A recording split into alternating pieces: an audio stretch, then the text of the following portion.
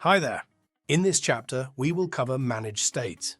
When using the terminal, technicians can select from a variety of states to confirm their next task. You can customize and create new states in the TechMan system based on the tasks your technicians need to complete.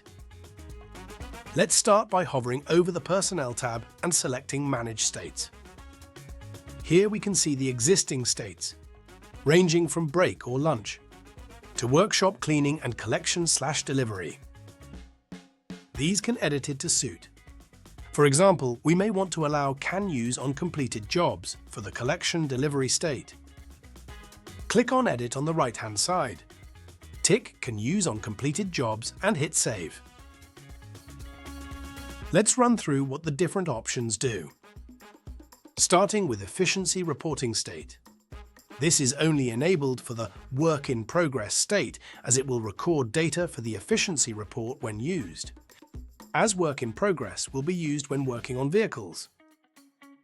Break state is enabled for the break and lunch states. However, if additional break states are created, then ensure you enable this so it factors into the reports correctly. Job number required makes it mandatory to record a job number when selecting a state. Job number not allowed is useful for states such as workshop cleaning, in which a vehicle wouldn't be involved. Can used on completed jobs, as mentioned before, could be for delivery. The checked-in state is the default option for checked in. And finally, alert when used will display a notification on TechMan when a technician uses the state.